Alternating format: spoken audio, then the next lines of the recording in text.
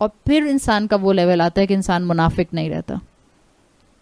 انسان جو public life میں ہوتا ہے وہی پرائیویٹ لائف میں ہوتا ہے, اینڈ وائس ورسا. پھر کوئی بورڈ ممبر میٹنگ ہو, کوئی اپنا جو ہے وہ کارپوریٹ ڈنر ہو, کوئی میرج ہال ہو, کوئی شاپنگ مال ہو, انسان نماز نہیں چھوڑتا, انسان جھوٹ نہیں بولتا, انسان غیبت نہیں کرتا, انسان کسی کا حق نہیں مارتا, انسان رشوت نہیں لیتا. یہ چیزیں انسان میں آتی ہیں جب اس کا اسپرچل پروسیس جو ہے وہ آگے بڑھنا شروع ہو جاتا ہے. اور مفسرین کہتے ہیں کہ یہ اسپرچل پروسیس کا آگے بڑھنا is proportional with the listening capacity.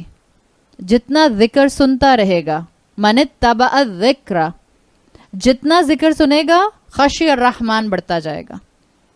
جتنا ذکر کم ہوگا رحمان کی خشیت کم ہو جائے گی.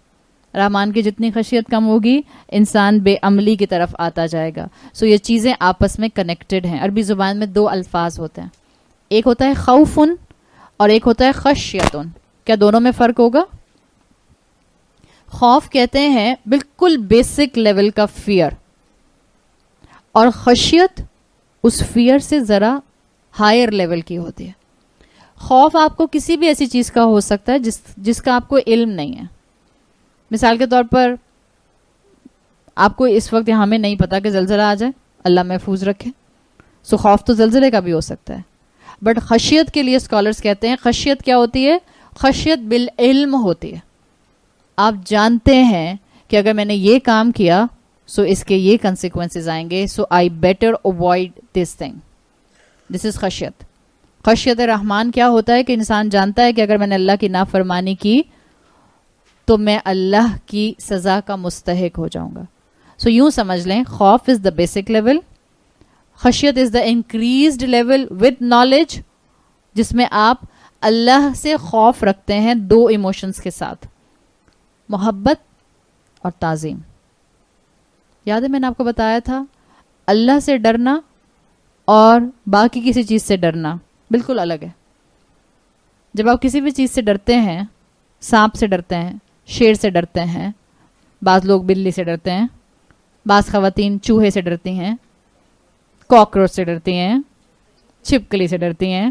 سو آپ جس چیز سے ڈرتے ہیں اب آپ کے سامنے اللہ نہ کرے ویسے کاکروچ آ گیا بڑا والا, سو آپ کہیں کہ کوئی بات نہیں, اٹس اوکے, میں بہت بہادر ہوں, میں یہیں بیٹھی رہوں گی, میں ہلوں گی بھی نہیں.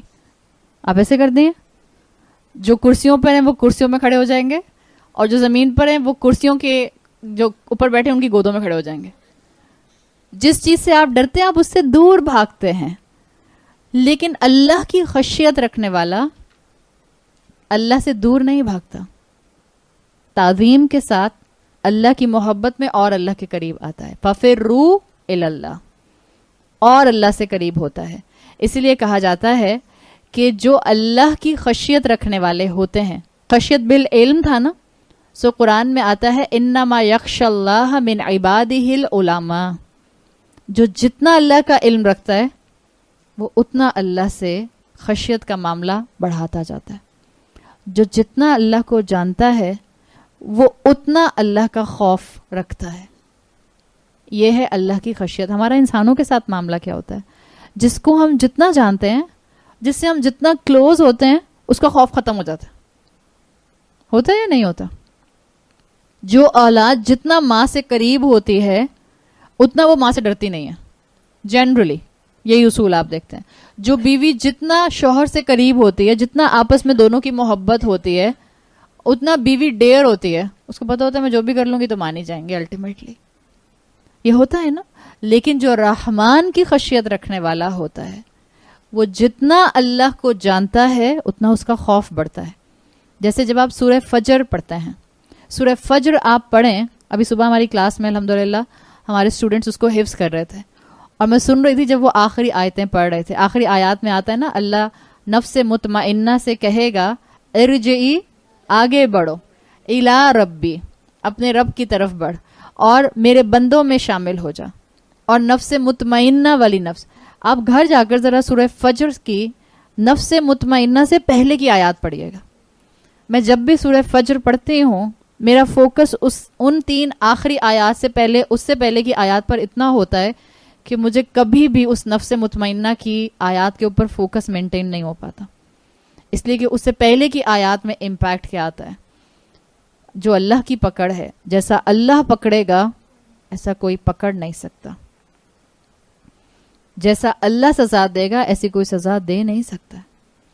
سو جو جتنا اللہ کی خشیت میں آگے بڑھے گا، جو جتنا اللہ کو جانے گا، اس کا خوف بڑھتا جائے گا، اس کو اپنا علم کم لگے گا، اس کو اپنا عمل کم لگے گا.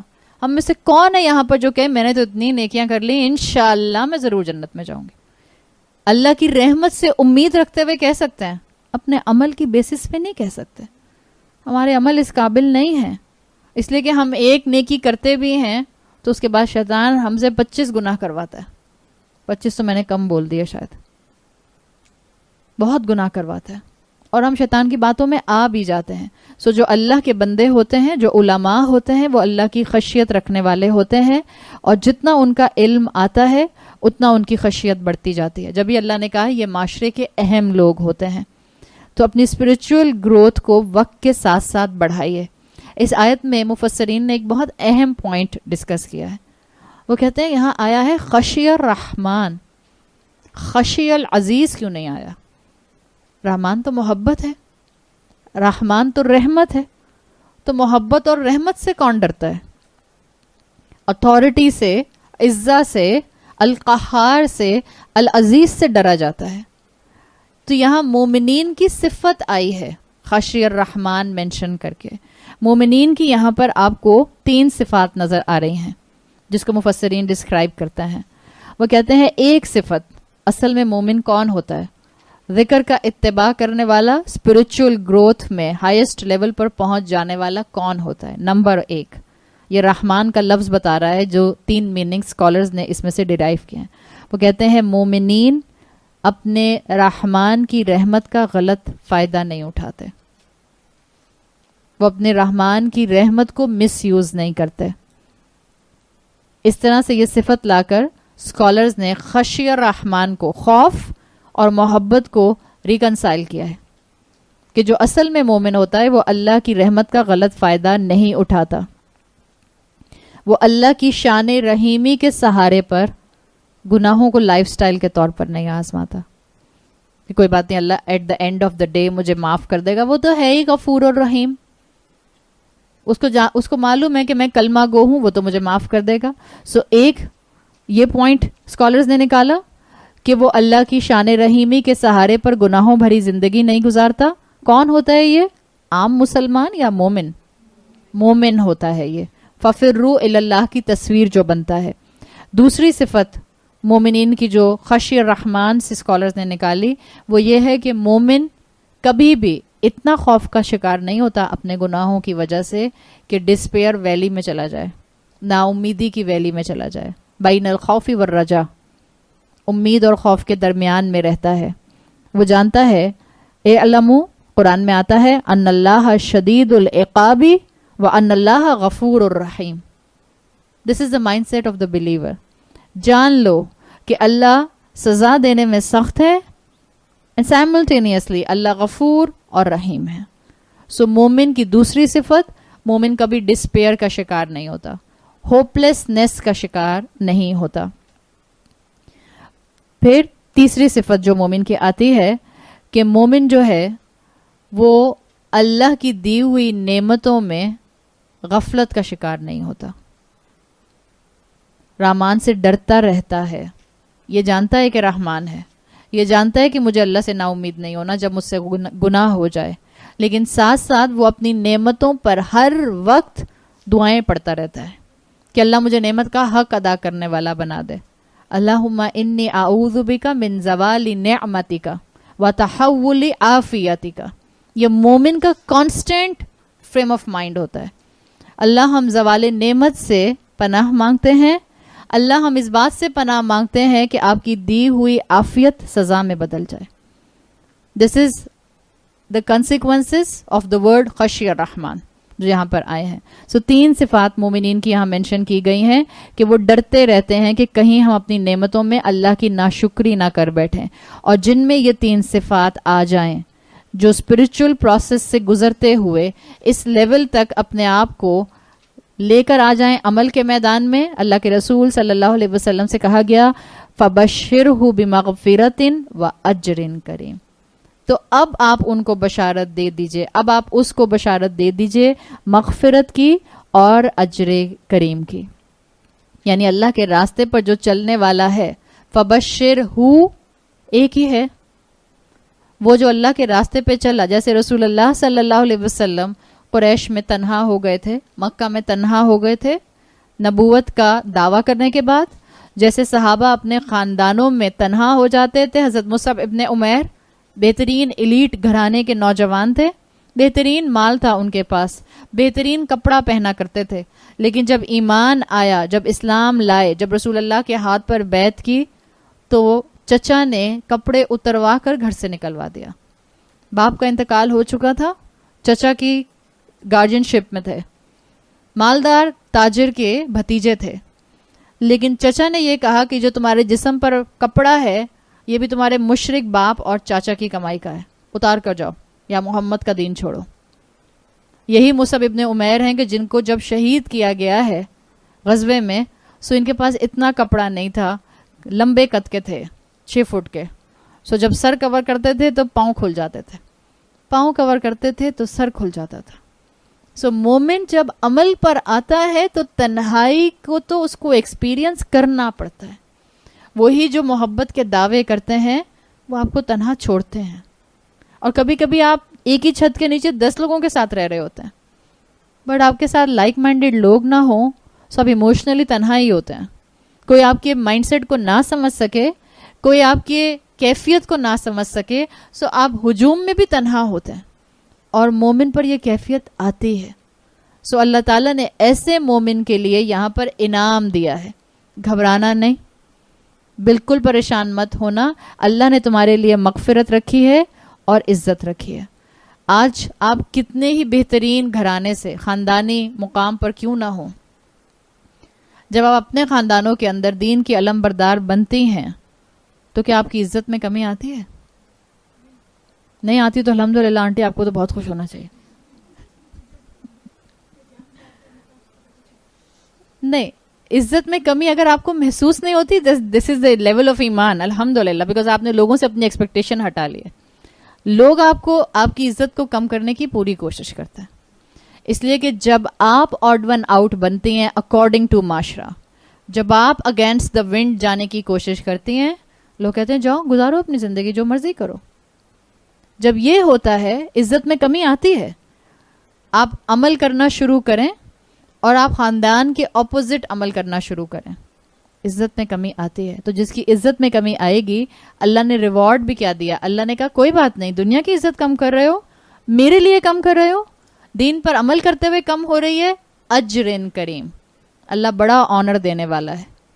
جس کا دنیا میں آنر اسلام پر چلنے سے کم ہوا، بھول مت جانا اللہ نے آخرت میں اس کے لیے بڑا آنر رکھا ہے.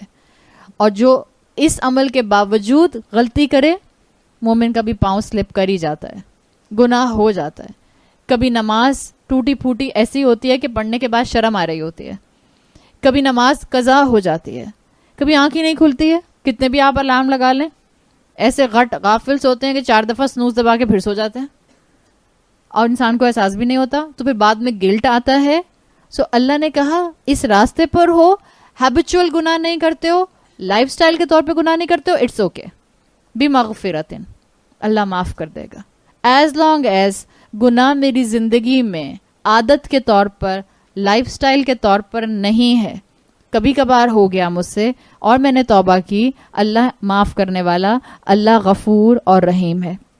تو رسول اللہ صلی اللہ علیہ وسلم کے راستے پر چلنے والے ہوں یا اللہ کے رسول صلی اللہ علیہ وسلم ہوں، کہہ دیا گیا کہ لوگوں کی نظروں میں عزت مت تلاش کرو. اور جس کو اسلام اپنی ڈگنیٹی نظر آتا ہے، یہ حقیقت ہے.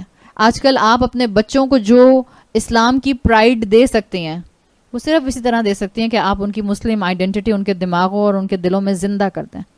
ان کا his pressure, her pressure, their pressure, ہم پریشر سب ختم ہو جائے گا. ان کے پریشر ہی ختم نہیں ہوتے ہیں نا. میری فرینڈس کیا کہیں گی، آپ میری فرینڈس کے سامنے آپ اس طرح آئیں گی، آپ میری گریجویشن سیریمنی میں یوں آئیں گی، آپ یہ نقاب لگا کے آئیں گی، آپ یہ برقع پہن کے آئیں گی، آپ مت آئیں. یہ کون سا پریشرز ہیں؟ یہ سارے سوسائٹی کے پریشرز ہیں، میری فرینڈس کے پریشرز ہیں. جب یہ ہوتا ہے سو یہ انسان کو پھر انسانوں کا محتاج اور غلام بنا دیتا ہے. اللہ مجھے اور آپ کو ان ساری غلامیوں سے نکال رہا ہے. ایک اس کے غلام بن جاؤ جس کے بعد تمہیں کسی کی غلامی کی ضرورت نہیں ہوگی. آپ کا سارا peer pressure, society pressure, family pressure, his pressure, their pressure, ہم پریشر، ہر پریشر سب ختم ہو جائے گا. اللہ کی بات مانے. جو اللہ کا بندہ ہوتا ہے وہ دائیں بائیں نہیں دیکھتا کہ اور کتنے لوگ ہیں جو اللہ کی بات مان رہے ہیں. وہ اللہ کی بات ماننے والا اکیلا بھی ہوتا ہے تو اللہ کی بات مانتا ہے. اس کے لیے اللہ تعالیٰ نے مغفرت اور اجر کریم کا وعدہ کیا ہے. آگے آیت نمبر 12 آ رہی ہے، سورۃ یاسین آیت 12. انا نحن نحیی الموتى ونکتب ما قدموا وآثارهم وکل شیء احصیناہ فی امام مبین. یقیناً ہم ہی نحیی ہم زندگی دیتے ہیں الموتى مردوں کو، ونکتب اور ہم لکھتے ہیں ما قدموا جو انہوں نے آگے بھیجا، وآثارہم اور جو انہوں نے پیچھے چھوڑا، وکل شیء اور ہر چیز کو احصیناہ ہم پریزرو کرتے ہیں اس کو فی امام مبین ایک بہت مضبوط سہارے کی جگہ پر. سو یہ پہلا حصہ اس آیت پر سورۃ یاسین کا مکمل ہو رہا ہے جو آپ کو انڈیکس میں دیا گیا ہے.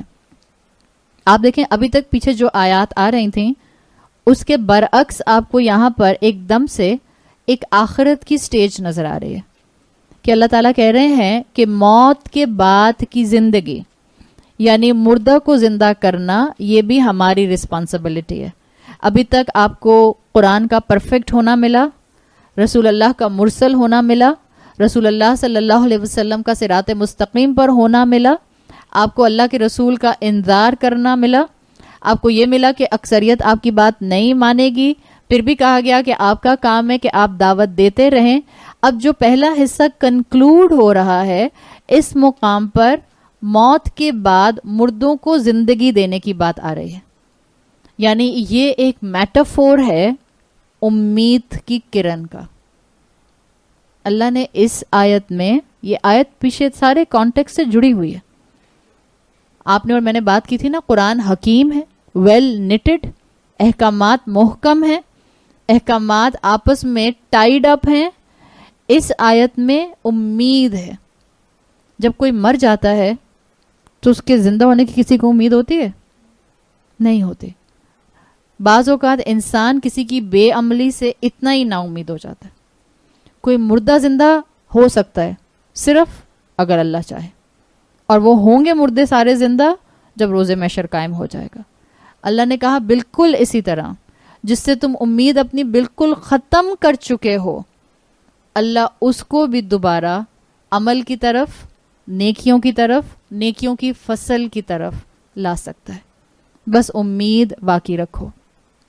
رسول اللہ صلی اللہ علیہ وسلم کو بھی تسلی ہے اور ہر مسلمان کو، ہر دعوت کا کام کرنے والے کو، اور آپ کی اور میری ڈیفینیشن میں ہر ماں کو تسلی ہے کہ اللہ سے اپنی امید کو اور اپنے انسانوں سے اپنی امید کو قائم رکھو. قریش سٹربن تھے، قریش حق کو مان نہیں رہے تھے، بظاہر قریش کے دل پتھر ہو چکے تھے، لیکن اللہ تعالیٰ نے ابھی بھی رسول اللہ صلی اللہ علیہ وسلم کو امید کی کرن دلا دی کہ دیکھیں ڈریں نہیں، گھبرائیں نہیں، ہمت مت چھوڑیں، اپنے مشن پر قائم اور دائم رہیں. اور بہت زیادہ اس آیت میں تاکید آئی ہے، ایمفسس آیا ہے. آپ دیکھیں 3 الفاظ ایک ساتھ آئے ہیں جس میں آپ کو تاکیدی اسلوب مل رہا ہے، ایمفیٹک سٹائل مل رہا ہے عربی زبان کا. اِنَّا بے شک ہم، نحنو ہم ہی، نحیی ہم ہی زندہ کرتے ہیں. یوزلی اس انداز میں ہم بات نہیں کرتے ہیں نا، لیکن یہ اللہ کا عربی زبان کا انداز ہے، ایمفیٹک وے. آپ اپنے شوہر کو ایسے کہتے ہیں انڈیڈ آئی لو یو،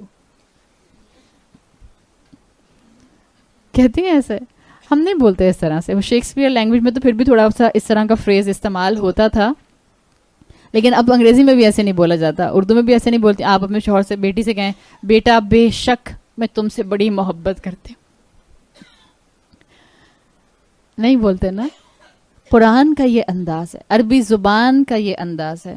عربی زبان میں پنکچویشن مارکس تو نہیں ہے نا, ایکسپلینیشن مارکس, ایکسکلیمیشن مارکس بھی نہیں ہے.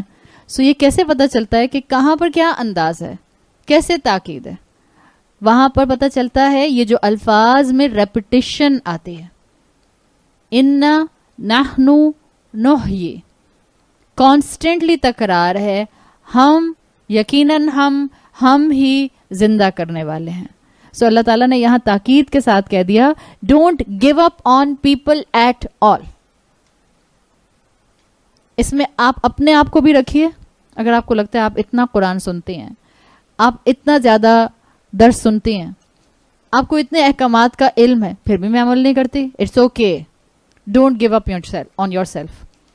اپنے آپ سے بھی نا امید مت ہو, لوگوں سے نا امید مت ہو, امت سے نا امید مت ہو. یہی اللہ تعالیٰ یہاں اس آیت میں سکھانا چاہ رہے ہیں. آپ کا کام ہے سنتے رہنا, ذکر کا اتباع کرتے رہنا, اپنے لیے لوگوں کو پہنچاتے رہنا, لوگوں تک تبلیغ کرتے رہنا, ان کو وارن کرتے رہنا. آپ کو نہیں پتا کس کا مردہ دل آپ کے کس جملے سے زندہ ہو جائے, کس کا مردہ دل اللہ کے کس کلام سے کھل جائے. جیسے حضرت عمر رضی اللہ عنہ کا دل کھلا, خالد بن ولید کا کھلا, ابو سفیان کا کھلا. آپ کو نہیں پتا کس وقت اللہ کس کا دل کھول دے. Don't give up on people. اچھا اب یہ بتائیں, جب ہم اتنی تاکید کہہ رہے ہیں کہ don't give up on people, so ایک بات یہاں پر یاد رکھیے گا, پیپل ڈونٹ چینج پیپل. لوگوں کو نہیں بدلتے. کون بدلتا ہے؟ اللہ بدلتا ہے. اللہ بھی کب بدلتا ہے؟ اللہ کب کسی دل کے لیے, کسی بند دل کے لیے, کسی گمراہ دل کے لیے حکم دیتا ہے ہدایت کا, کن فیکون, تو وہ ہو جاتا ہے جب اللہ اس دل کی طلب دیکھتا ہے. سو آپ کا کام ہے پہنچانا, سننے والے کا کام ہے دل کے اندر سے. بعض دروازے ہوتے ہیں جن کا لاک صرف اندر سے کھلتا ہے, آپ باہر سے نہیں کھول سکتے اس کو. دل میں ہدایت کا دروازہ بھی اندر سے کھلتا ہے. آپ کانوں سے سننے سے دل کے اندر تک ہدایت کی انفارمیشن پہنچا سکتے ہیں. اب دل کیسے کھلے گا یہ سننے والے پر ڈیپینڈ کرتا ہے. سو پہنچانے والے کا کام ہے کہ وہ پہنچاتا رہے اور لوگوں کو میسج دیتا رہے. آپ کو نہیں پتا, بعض اوقات لوگ کئی کورسز کرتے ہیں اور نہیں بدلتے. بعض اوقات لوگ 1 گھنٹے کا کسی کا درس, کسی کا کوئی کلاس, کوئی کورس سن کر آتے ہیں اور ان کا نیکی کرنے کا دل چاہنے لگتا ہے. اس لیے نہیں کہ اسپیکر بہت اچھا تھا, نہیں, بس اللہ نے اس وقت ذکر کے سننے کو امپیکٹ فل کر دیا. اس کی کیفیت ایسی تھی اس وقت کہ جس نے دل کھول دیا فوراً. ہماری کیفیت ہوتی ہے نا, بعض اوقات جب آپ بہت زیادہ ڈپریس ہوں, بعض اوقات جب آپ بہت زیادہ اداس ہوں, بعض اوقات جب آپ کے اوپر کوئی بھی کرائسس آئے ہوئے ہوں اور آپ قرآن سنتے ہیں, سو آپ کا دل چاہتا ہے کہ میں نیکیوں میں دوڑنے لگ جاؤں, میں چھوڑ دوں دنیا کو, میں مت رکھوں ایکسپیکٹیشن لوگوں سے, میں لوگوں کی طرف مت دیکھوں عزت کے لیے, میں لوگوں کے سامنے مت پریشان ہوں, میں اپنے ایموشنز کا ریموٹ کنٹرول لوگوں کے ہاتھ میں مت دوں, بس میں ایک اللہ کے ساتھ جڑ جاؤں. اور یہی کیفیت اور یہی موومنٹ ہوتے ہیں جب اللہ تعالیٰ اس دل کو ہدایت کے لیے کھول دیتا ہے. سو یہاں پر بھی یہی چیز لائی کہ اللہ دل کی تڑپ دیکھتا ہے اور اللہ مردہ دل کو زندگی دے دیتا ہے. بس یہی وجہ یہاں مینشن کی. اور آپ کو اب تک اس پورے سینیریو میں جو آیات آئی ہیں اس میں جو دل نہ کھلنے کی وجہ ملتی ہے یا جو آپ کو احادیث سے ملتی ہے, اس میں 2 بڑے فیکٹر ہیں. قریش کیوں نہیں ہدایت کے لیے دل کھول رہے تھے؟ ایک وجہ کیا تھی؟ تکبر تھا. کس چیز تکبر کیوں تھا؟ اس لیے کہ دنیاوی پوزیشن کی وجہ سے تکبر تھا. سو دنیا کی محبت جس کو آپ تکبر کہہ رہے ہیں. دوسرا, آپ کو تاریخ سے پتہ چلتا ہے کہ اس وقت کے اندر انسانیت میں جتنے بھی مذاہب تھے سب میں کسی نہ کسی فارمیٹ کا, معاد کا, آخرت کا کانسیپٹ تھا. یہ جو قریش تھے یہ آخرت کے کانسیپٹ سے بالکل غافل ہو چکے تھے. یہ بالکل بھول چکے تھے آخرت کے کانسیپٹ کو. تو جب انسان آخرت کے کانسیپٹ کو بھول جاتا ہے تب بھی انسان جو ہے اپنے آپ کو ہدایت کے راستے پر لا نہیں پاتا. یہی قریش جن کے الفاظ کو قرآن نے سورۃ الجاثیہ کی آیت نمبر 24 میں ریپیٹ کیا ہے, یہ کہا کرتے تھے ما ہی الا حیاتنا الدنیا نموت و نحیا وما یہلکنا الا الدہر. ہماری دنیا کی زندگی کچھ نہیں ہے, زندہ ہونا, ہم زندہ ہوتے ہیں اور ہمیں موت آ جاتی ہے, اور ہمیں کیا ہلاک کرتا ہے؟ زمانہ ہلاک کرتا ہے. بس ایک ٹائم گزرتا ہے, ہمارا ٹائم پورا ہو جاتا ہے تو ہم مر جاتے ہیں. اللہ نے کیا جواب دیا؟ خود نہیں مرتے, دہر نہیں مارتا. دہر کہتے ہیں زمانے کو, وقت کو. ٹائم ایلیمنٹ تمہیں کل نہیں کرتا. جیسے ایک کتاب میں ایک مرتبہ میں نے پڑھا, انہوں نے کہا کہ کبھی بھی یہ مت سوچیں کہ آپ کسی بیماری سے مر جائیں گے. اگر آپ کو کوئی بیماری لگ بھی جاتی ہے تو بھی کبھی اس بات پر پریشان نہ ہو کہ بیماری سے میں مر جاؤں گی. یہ آپ کو بڑا ایک تھراپیوٹک جملہ ہے. آپ بیماری سے نہیں مرتے. کیسے مرتے ہیں؟ جب وقت آتا ہے تو آپ مر جاتے ہیں. It's very relaxing actually. ورنہ تو انسان بیماری کے بعض لوگوں کو ذہنی طور پر ایک تکلیف ہوتی ہے, اور خاص طور پہ میڈیسن پڑھنے والوں کو بعض لوگوں میں ہوتا ہے. وہ کہتے ہیں ہم جس ڈیزیز کے بارے میں پڑھتے ہیں اس کے سمٹمز ہمیں اپنے اندر نظر آنا شروع ہو جاتے ہیں. آپ کے آس پاس بھی ایسے لوگ ہوں گے. سو اگر آپ اس پوائنٹ آف ویو سے میڈیسن پڑھ رہے ہیں یا آپ میڈیسن پڑھنے والے ہیں, آپ کا مائنڈ سیٹ یہ بن گیا ہے, سو تو اس سے بڑا کوئی آپ کی زندگی میں امتحان نہیں ہو سکتا. اپنے آپ کو تسلی پر رکھیے. ہر انسان, ڈاکٹر ہو یا نہ ہو, کوئی انسان کسی بیماری سے نہیں مرتا. جب اس کا وقت آتا ہے وہ مر جاتا ہے. اللہ تعالیٰ نے یہاں یہی بات کہی, زمانہ نہیں ہلاک کرتا. ان ہم ہی نحیی الموتى. جیسے ہم موت دے دیتے ہیں ایسے ہی ہم مردوں کو زندہ بھی کر دیتے ہیں. اور میرے پاس اس وقت تو اس کا ٹائم نہیں ہے, لیکن آپ نے اس کے بارے میں احادیث میں بھی آتے ہیں, اور اب تو الحمدللہ سائنس اس کو پروف کر چکی ہے. انسان کی جو اسپائن ہوتی ہے, جو بیک بون اس کی ہوتی ہے, اس کے بالکل اینڈ پہ اس کی ایک ٹیل بون ہوتی ہے, کاکسس بون. یہ آپ کی کبھی بھی ڈیکمپوز نہیں ہوتی ہے. اس کے اوپر جرمن سائنٹسٹ نے کافی ایکسپیرینسز کیے. انہوں نے اس کو بلاسٹ فرنس کے اندر رکھ کے اس کو آلموسٹ برن کر دیا انٹو ایشز. اور ایشز میں برن کرنے کے بعد بھی جب انہوں نے اس کو الیکٹرانک مائکروسکوپ میں دیکھا تو اس کے اندر ڈی این اے الائیو تھا, اور اسی ڈی این اے سے ہی انسان کی سیل گروتھ فردر ہو جاتی ہے. سو کہا یہ جاتا ہے, احادیث میں بھی الفاظ آتے ہیں, اسی ٹیل بون کا ذکر آتا ہے. انسان بعض اوقات کہتے ہیں کہ جو پلین کریش میں لوگ مر جاتے ہیں, یا جو سمندر میں ڈوب کر مر جاتے ہیں, یا جو جل کر ختم ہو جاتے ہیں, سو ان کا تو ڈی این اے واپس بچا ہی نہیں, ان کی تو باڈی کچھ ملی ہی نہیں, سو ان کو اللہ کیسے اٹھائے گا, ان کی قبر کیا ہے. جس جگہ پر آپ کی یہ ٹیل بون جاتی ہے وہی جگہ آپ کی قبر بن جاتی ہے. اور اللہ تعالیٰ آسمان سے بارش برسائیں گے. احادیث میں آتا ہے جب روز محشر قائم ہو رہا ہوگا, اسی ٹیل بون سے پوری ڈیکمپوزڈ باڈی بھی کہیں پر ہوگی, جہاں کہیں آپ کی ٹیل بون کے سیلز ہوں گے وہیں سے آپ دوبارہ سے پودے کی طرح زمین سے نکل آئیں گے, اور اللہ انسان کو دوبارہ سے زندہ کر دے گا. سو یہ جو انا نحن نحیی الموتى ہے, اس کی بہترین تصویر آپ کو الحمدللہ اب سائنس بھی پروف کرتی ہوئی نظر آتی ہے. بالکل جیسے بارش سے بیج زمین میں سے پودے کی شکل میں نکل آتا ہے, انسان بھی نکل آئیں گے. اور جب انسان نکل آئیں گے تو بس وہ ایک انسانوں کی گرینڈ گیدرنگ نہیں ہوگی, پھر انسان کا حساب کتاب شروع ہوگا. سو اللہ تعالیٰ نے فرمایا وَنَكْتُبُ مَا قَدَّمُوا وَآثَارَهُمْ, اور ہم لکھ رہے ہیں یا ہم لکھ لیں گے جو کچھ انہوں نے آگے بھیجا, جو کچھ ان کی باتیں تھیں, جو کچھ ان کے اعمال تھے, جو کچھ ان کا پاس ٹائم تھا, جو کچھ ان کے انویسٹمنٹ تھے. ایوری تھنگ اللہ تعالیٰ جو ہیں وہ لکھ رہے ہیں. اللہ دیکھ لے گا جو آپ نے آگے بھیجا اور جو آپ نے پیچھے چھوڑا. میں 2 منٹ لے لوں, آیت کمپلیٹ ہو جائے گی. تو اللہ تعالیٰ نے یہاں پر 2 چیزیں کہی ہیں. نکتبو کے لیے اسکالرز کہتے ہیں یہ آپ کے کرامن کاتبین کی بات ہے. کرامن کاتبین 2 فرشتے جو ہمارے کندھے پر بیٹھے ہیں اور کانسٹنٹلی ہمارے ہر عمل کو لکھتے جاتے ہیں. یہاں پر آیا ہے قدموا وآثارہم. قدموا عربی زبان میں کہتے ہیں کسی چیز کو اہمیت دینا, کسی چیز کو مقدم کرنا. دیکھیں زندگی میں آپ کو اور مجھے ہر دن کئی چوائسز کرنی ہوتی ہیں. آپ نے کیا چوائس کو پریفرنس دی, لکھ لیا جاتا ہے, وہ آپ آگے بھیج دیتے ہیں, ریکارڈ ہو جاتا ہے. مثال کے طور پر آپ نے کس چیز کو پرائرٹی دی. ایک بچے کے پاس چوائس ہے کہ اپنی مووی دیکھے یا نماز پڑھے. تو بچے زیادہ تر کیا کرتے ہیں, اور جو آپ نے کیا وہ قدموں کی شکل میں آگے چلا گیا. آپ کے پاس چوائس ہوتی ہے, آپ آدھا پارا پڑھ لیں یا موبائل پر فیس بک کھول کر بیٹھ جائیں. جو آپ نے کیا وہ قدموں کی شکل میں آگے چلا گیا. اپنی چوائسز میں آپ نے کس چیز کو تقدیم دی, کس چیز کو مقدم رکھا, یہ سب کرامن کاتبین ریکارڈ کر لیتے ہیں. آثارہم دو میننگز میں آتا ہے. کھنڈرات کے لیے بھی عربی زبان میں آثار کا لفظ آتا ہے, اور ریت کے اوپر لٹرلی اپنے فٹ سٹیپس چھوڑ جانا, اس کے لیے بھی آثار کے لفظ کو استعمال کیا جاتا ہے.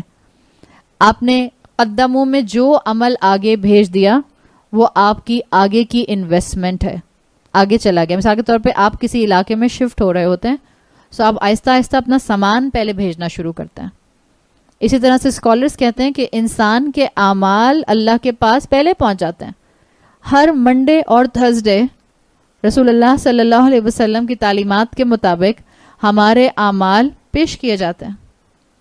ہر عصر کی نماز میں بعض روایات میں آتا ہے ہمارے اعمال پیش کیے جاتے ہیں. فرشتے چینج ہوتے ہیں نا, سو ڈیوٹیز چینج ہوتی ہیں تو وہاں پہنچ جاتا ہے معاملہ. سو یہ آپ کا اور میرا فائنل گھر جو آگے بن رہا ہے, اس میں ہم اپنے کیا اعمال شفٹ کر رہے ہیں, یہ ہماری چوائس ہے. دیکھیں ہم جس وقت اس گھر میں رہتے ہیں اس کا نام دنیا ہے. یہ ہمارا ٹیمپرری گھر ہے. آپ کے دو گھر ہوں, ایک کرائے کا ہو ایک اپنا ہو, اور آپ کا اپنا نیا گھر جو ہو, آپ اپنا سامان وہاں شفٹ کریں گے یا آپ کرائے کے گھر میں رکھے رہیں گے؟ آپ اپنے نئے گھر میں شفٹ کرتے ہیں. سو دنیا آپ کا عارضی گھر ہے. احمقانہ حرکت ہوگی کہ ہم اپنا سارا سامان صرف اس دنیا کا اکٹھا کریں اور آخرت کے لیے اپنے لیے کوئی چیز پیچھے چھوڑ کر نہ جائیں. سو آگے جو بھیج رہے ہیں اس پر کانشیس رہیں, پیچھے جو چھوڑ رہے ہیں. آپ میں سے ہر ایک, ہم میں سے ہر ایک کسی نہ کسی انداز میں کسی نہ کسی کے لیے رول ماڈل ہے. ہم اپنے آثار پیچھے چھوڑ رہے ہیں. ایک لٹرلی آپ کی اور میرے قدم جو ہم نے نیکی کی طرف اٹھائے وہ اللہ کاؤنٹ کر لیتا ہے, وہ بھی آثار ہیں. یہ آپ کی اور میرے لٹرل قدم, جیسے میں نے آپ کو سورت یاسین کے شان نزول میں واقعہ بتایا تھا قبیلہ بنو سلمہ کا, کہ اللہ کے رسول صلی اللہ علیہ وسلم نے کہا تھا کہ تم جتنے قدم لوگے مسجد نبوی کی طرف آنے میں اتنے تمہارے آثار بلٹ ہوں گے, and it will increase your reward, so continue it. ایک تو آپ کے لٹرل قدم ہو گئے. اسی لیے زیادہ تر کہا جاتا ہے, اور میں ہمیشہ کہتی ہوں کہ واٹس ایپ کی کلاسز یا ریکارڈنگ سننا بہت اچھی بات ہے, بٹ اگر مجبوری ہے تو سنیے, ورنہ ایک عمل نیکی کا آپ بھی کر رہی ہیں سننے والا, اور ایک واٹس ایپ کا لسنر بھی کر رہا ہے, لیکن آپ کا ثواب کئی فولڈ بڑھ گیا, بیکاز آپ قدم جو استعمال کر کے آئی ہیں وہ قدم آپ کے آثار ہیں. یہ جو زمین ہے آپ کی اور میری, پلانٹ ارتھ, سن اپنے پورے سولر سسٹم میں اس کو لے کر گھوم رہا ہے یونیورس کے اندر. ابھی جب ہم نے یہ بات شروع کی تھی اپنی 2:30 بجے جب ہم نے بات شروع کی تھی, جس وقت یونیورس میں آپ اور میں جس جگہ پر تھے, زمین جہاں تھی 4 بجے زمین وہاں نہیں ہے. سو پچھلے 1.5 گھنٹے میں آپ نے کائنات میں اپنے آثار چھوڑے ہیں نیکی کے. سو بہتر یہ ہوگا کہ آپ اپنے آپ کو کانسٹنٹلی یونیورس کے آثار میں بھی رکھیں, ایک جگہ پر دنیا میں بیٹھے بیٹھے, اور جتنے قدم آپ زندگی میں فزیکلی لے سکتی ہیں نیکی کی طرف وہ لیجئے, تاکہ آپ کی گواہی بن جائے. سو ایک تو یہ آپ کی اپنی ایفرٹ ہے, اور دوسرا آپ کے آثار ہیں جو لوگ آپ کو فالو کرتے ہیں, جو اولاد آپ کو فالو کرتی ہے, جو لوگ آپ کے لیے جو ہیں وہ یا تو صدقہ جاریہ بنتے ہیں یا اللہ نہ کرے عذاب جاریہ بنتے ہیں. قرآن اس طرح سے میری اور آپ کی زندگی کو ری شیپ کرتا ہے. اپنی اولاد کو جتنی نیکیاں سکھا سکتے ہیں سکھائیے, اس لیے کہ آپ کی سکھائی ہوئی نیکی آپ کی اولاد آپ کے لیے صدقہ جاریہ بنے گی. اور جتنے انسانوں کو اچھی بات سکھا سکتے ہیں سکھائیے. مرنے کے بعد والدین کے لیے اولاد اگر حج کرتی ہے, عمرہ کرتی ہے, صدقہ کرتی ہے, سو والدین کو اس کی نیکی ڈائریکٹ پہنچتی ہے اللہ کے رسول صلی اللہ علیہ وسلم کی احادیث کے مطابق, اور دعا بھی اس میں آتی ہے. 4 چیزیں آپ نے فرمائی ہیں. اکثر ہم کہتے ہیں اصالہ ثواب کے لیے کیا کریں, یہ 4 کام اپنا معمول بنا لیجئے اگر آپ کر سکتے ہیں. آپ والدین کے لیے حج کر سکتی ہیں, دعا کر سکتی ہیں, ڈیزیزڈ والدین کے لیے عمرہ کر سکتی ہیں, اور کانسٹنٹ آپ ان کی طرف سے صدقہ کر سکتی ہیں. اسلام اس کی اجازت دیتا ہے. اس کے علاوہ اولاد کی ہر نیکی کا ثواب والدین کو پہنچتا ہے. کیوں؟ اس لیے کہ قرآن کہتا ہے سورۃ نجم آیت 39 میں وَأَنَّ لَيْسَ لِلْإِنسَانَ إِلَّا مَا سَعَى. آپ نے اولاد کو نیک بنانے کی کوشش کی تھی, اللہ آپ کی نیکی کے آثار باقی رکھے گا. جتنا لوگوں میں نیکی پہنچا سکتے ہیں نیکی پہنچائیے. آپ کا انتقال ہو جاتا ہے, کسی انسان کو آپ نے اچھی بات سکھائی تھی, جب تک وہ انسان اس پر عمل کرتا رہے گا, جب تک آپ کی بات کا امپیکٹ اس کے اوپر رہے گا, آپ کو اس کا ثواب ملتا رہے گا. ایک اندلوس کے شاعر نے کہا تھا تِلْکَ آثَارُنَا تَدُلُّنَا عَلَيْنَا فَنَنْظُرْ بَعْضُنَا إِلَى الْآثَارِ. یہ مت دیکھیں کہ اپنی اولاد کے لیے پیچھے کیا دلیل, کیا وراثت چھوڑ کر جا رہے ہیں. یہ سوچیں کہ اپنی اولاد کے لیے کیا آثار, کیا لیگیسی چھوڑ کر جا رہے ہیں. اللہ تعالیٰ مجھے اور آپ کو اپنی اولادوں کے لیے بہترین اسلامک لیگیسی چھوڑ کر جانے والوں میں شامل فرمائے. اللہ ہمیں ہمارے والدین کے لیے اور ہماری اولادوں کو ہمارے لیے بہترین صدقہ جاریہ بنائے. اللہ تعالیٰ ہم سب کو باعمل پریکٹسنگ مسلمان بنائے. اللہ اس فتنے کے دور میں ہمیں اور ہماری اولادوں کو اور سب کی اولادوں کو آزمائشوں سے اور پریشانیوں اور شیطان کے شر سے محفوظ رکھ. بارک اللہ لی ولکم فی القرآن الحکیم ونفعنی وإیاکم بآیاتی وذکر الحکیم. سبحانک اللہم وبحمدک نشہد ان لا الہ الا انت نستغفرک ونتوب الیک. جزاک اللہ خیرا. السلام علیکم ورحمۃ اللہ وبرکاتہ.